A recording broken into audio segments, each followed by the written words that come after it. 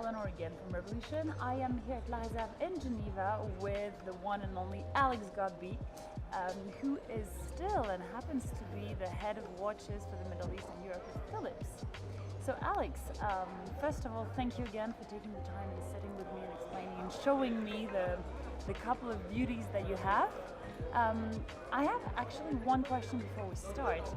Have you seen a sort of evolution in the market when it comes to collectors, buyers and sellers from the last auction to this upcoming one? Well, Eleonor, first of all, it's always fantastic to have you. Thank you for being here. And in terms of evolution, yes, definitely. I think end of 2022, we saw the market maybe slowing down a bit for all the hype watches that were going at very high prices the previous years. A lot of what we call the flippers or the investors, the speculators have disappeared. And the market is a much more healthier one. The collectors are back. That doesn't mean the prices are low because the collectors are there. It just means it's healthy. A lot of the prices that we have seen or will be seeing will actually make sense. I also feel there is a shift in the market. There's things that are moving. I can't exactly pinpoint what, but I truly think that this first live sale that we'll be having of the season, we'll see interesting things. And I think that, at the end of the year, we can sit down and discuss, and now we'll say yes, we can really pinpoint what has changed and what not has changed. But yeah, we're living exciting times. Great. Well, about excitement, can you tell me what are I guess some of the highlights that you've selected, starting with this stunning baguette diamond bezel Rolex. Yeah. So, the 6270. Interesting reference. Interesting reference. Because it's a reference that doesn't exist. It was only made for this specific watch. It's a manual Daytona from the 1980s, which is gem set. It was an order by the Sultan of Oman, Qaboos. And let's not forget that Rolex, or even other brands, did not gem set their, let's say, the sporty watches. You can find gem set Rolexes in the day dates, but never in the Daytonas. And this is the first model in which Rolex gem set a sports watch. With baguette, which is an even more bejeweled version of it. I mean, the watch is incredible. You have a pavé dial. The sub dials are a mix of bluish purple, the baguette, and then it's sapphire indexes. Sapphire indexes, exactly. And this one actually still has a sticker on the case back. Just shows the incredible condition. And it's only after that Rolex started using gem sets, leading to now what is one of the world's most desired watches, which is the Rainbow. Exactly. So this is it's a unicorn in the Rolex production. And having one in such an incredible condition, and not that many show up in the market. We think around 10 were made. Okay. Few show up in the market, and in this condition, it's incredible. And it truly, truly is. And this may seem weird if I say it, it's actually not that much of a flashy watch because everything really fits. It doesn't scream at you. I mean, to some extent, it's also very subtle. When you look at the way it's done, the only thing you see are the baguettes around the bezel, but yet baguettes are even less shiny than a sparkle from a brilliant cut diamond. Exactly. So, looking from afar, you just think it's a normal bezel, and then you have baguette diamonds. It's incredible to see that in the 80s, this is what Rolex was doing. Whether we're really foreseeing what the market is today in 2023. Yeah, exactly. 30 years later. Yeah. 40 years later. Sorry, time flies.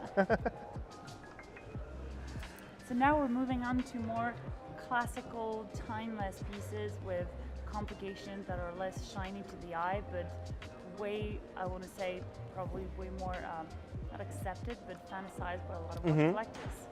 Well, here we have probably one of the rarest watches ever made. It's an Audemars Piguet from the 1940s. It doesn't have a reference number. Okay. Because they didn't have reference numbers at the time. So it has a photo reference number in their archives, which is 831. Okay. It's a full calendar, chronograph, of which only 8 were made. Okay. basically, Audemars Piguet vintage watches or complicated watches are part of the rarest models ever made. And this one, you have a 3-tone dial, a beautiful case, thick lugs. It's a 33 millimeter watch, but on the wrist it looks much bigger because of the full proportions. It's a lovely, and the thickness. Yeah. It's an incredible watch. I mean, just look at the moon. Even the moon is hammered to give it a more lifelike appearance. It's superb. You have, the calendar functions are in white. They are in, excuse me, in, can we start again? The calendar functions or indications are in salmon. The chronograph functions or indications are white. The dial is off cream. It's a superb watch with olive pushers. I mean, this watch ticks every box for a collector. It's literally the watch. It could have been the watch of my grandfather, who was, if he were one of the biggest watch collectors in the world, it would have been the watch he would have owned. Yeah, I mean, this is the gentleman's watch. It's the connoisseur's watch. It's somebody who's looking for a trophy. It's an incredible watch. I mean, find another one. There has not been another one on the market. So there you go. This just shows. What's the estimate on that? It's quite conservative. We're 150 to 300,000. But I hope and I'm sure that collectors around the world would have recognized the rarity and the pure beauty of this watch. Cool. It's lovely. It truly is a lovely piece. I love how you speak at heart about this watch. It's probably one of my favorite watches of the sale. That's why. So if we move on to the second one, which is also very conservative to some extent when you look at it with the moon phase and the different counters and this kind of opaline dial. Yeah. What can you tell us about this one? So this is probably, if you ask every collector in the world what the Grail vintage watch would be, they would certainly say the Patek Philippe reference 2499 perpetual calendar chronograph. So this one is from the early 50s. It's the second series, which means it has a tachymeter dial. Pink gold, super rare, only 8 known. And it's very subtle pink gold as well, because it's kind of, to some extent, almost like a light yellow gold. Yeah, because at the time their pink gold was really pink. Today, watches, it's more red gold than... the 5N component that's been added exactly, to the rose gold. exactly. And I mean, the watch is lovely. Patek were the only ones making this type of watch at the time. They were the first ones to make a perpetual calendar chronograph in 1941. And it's not until the 1980s that other brands started making similar complications. So for 40 years, they were the only ones. And they set the benchmark in terms of design for this watch. And this one is incredible. I mean, look at this large step lugs, the pump pushers, the beautiful opaline dial that you were mentioning. The watch, I mean, this watch is gorgeous. I mean, this could be a one watch collection. If you need one watch in your life, this would be it. Yeah, that's it. That is it. It's superb. It is literally an exceptional superlative example of one of the greatest icons of horology. I like that. And I like the fact that when we look at those first 3 pieces, one is more, I'm not going to say tacky, because for all the reasons we've already mentioned, it's obviously more visible but less conservative. And then we have these 2 pieces, which are the epitome of what watch collecting is about. Now if we move on to the second platter, which is slightly more, I want to say, modern, contemporary, different. Those contrast very much with the first few pieces. Yeah, the first 3 I chose was, I would say, they're more obvious.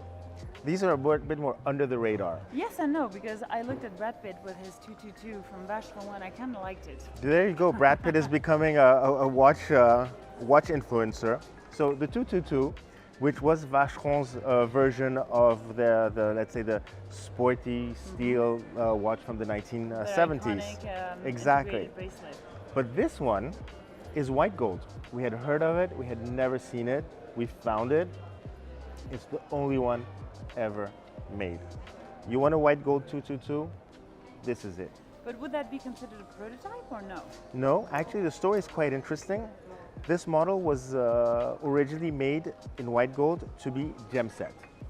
and the owner, or the person who had commissioned it at the time, this watch is from the very early 80s, decided that he didn't want it gem set anymore and kept it like this.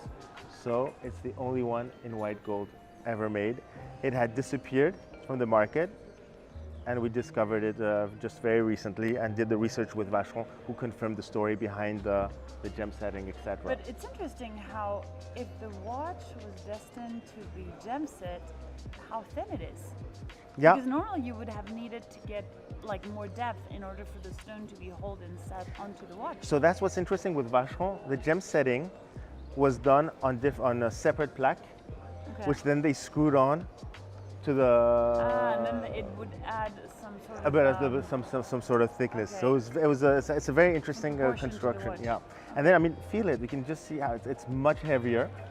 Yeah, and the shine to the case. It's a very it's not as shiny. It's a more stealth look to it. It's an incredible watch. I mean, if Brad Pitt wants it, this is it. It would look great on his. He should call me first. He should call And you, I definitely. would pitch him what it's like. It's kind of if Brad, it please was, call Eleanor.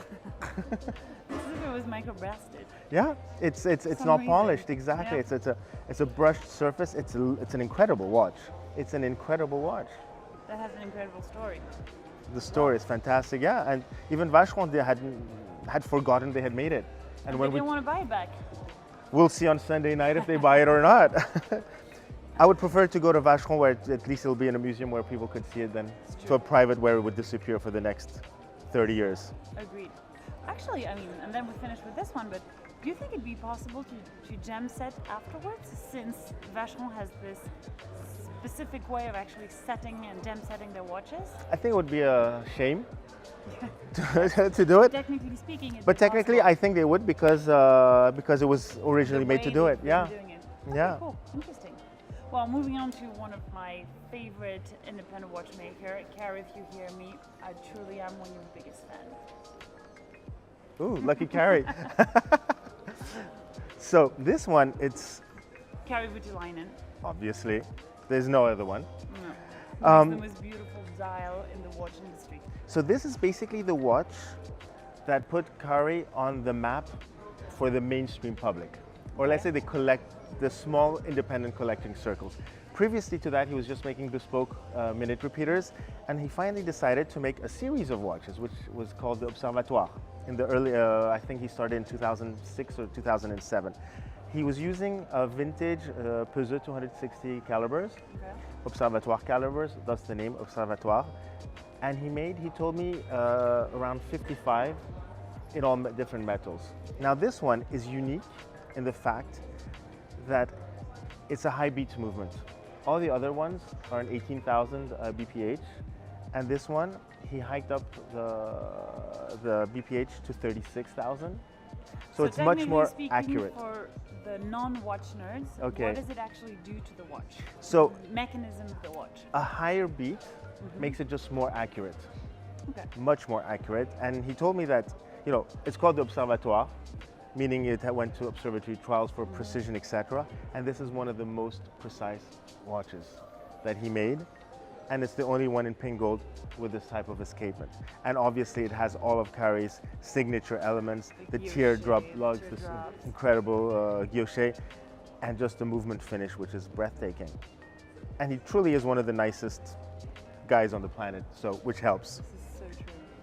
The most humble guy, as opposed to all those talented guys in this industry who are slightly less humble sometimes. You said it. So now, naissance d'une montre. So The naissance. birth of a watch. Yes. Literally. And this is Naissance d'une montre 2. 2. So Naissance d'une montre, the whole project started with by watchmakers like Carré Voutilainen, Philippe Dufour, Global Force, Vianney Haltre, etc., who thought that watchmaking schools were no longer teaching the students the real art of traditional watchmaking. And so they decided to create a foundation, make a watch, sell the watch, and with that invest in the educating of students or watchmakers who want to go further in traditional handmade watches. So the Naissance d'une montre 1 was done with Global Force and Philippe Dufour. Okay. and a watchmaker called Michel Boulanger. This is L'Essence du Montre 2, which is done with Gerber Force, Urwerk, and Cyrano Devante, and sorry, let me just get the names. Cyrano Devante and Dominique Bousser, who are watchmakers behind the brand Oscillon. Okay. And here what's very interesting is that the watch is fully handmade. The movement is fully handmade. It has a constant force system. Everything is made using traditional techniques, but the watch looks anything but traditional. So it just shows that tradition doesn't mean passé, it doesn't mean classical, it just means you can do something fantastic and make it totally within your time. It's a phenomenal watch when you look at it. But where were these watches originally sold? I've never seen one like that. This is the only one. It's a pièce unique, and it will be That would sold. explain. Yeah, and it will be sold to finance the Time Aeon Foundation, and to bring this traditional watchmaking courses to students, etc. So it has never been put on the market? No, before? it was finished in January or February. The watch. It was announced in 2019, but only finished recently. And it's a unique piece, and it will always remain a unique piece. It's a Nice. phenomenal watch. It should be kept in a museum or like at a horological school, where, as an example of what they should come out after Exactly. they graduate. Yeah, I mean, you can see the movement finish. Everything is done by hand, and everything looks perfect. And the watch is in its era. And you have the power reserve on the Yes, on the back. on Yeah. the back. Very cool. Well, I'm glad you actually showed that piece. To contrast completely with the old Patek or the Audemars, which would be the one of the great-grandfather and this one of the son. Exactly. Two connoisseur watches. Exactly. And for the woman, they carry with lightning. Yeah. And for Brad, the And for Brad, 222. the day he comes, no, the day he makes up his mind, I'll have it in my set. He just needs to call me. I'll be looking forward to your bidding on Sunday. Absolutely. Thank you so much, Alex. Eleonor, it was a pleasure. Thank you.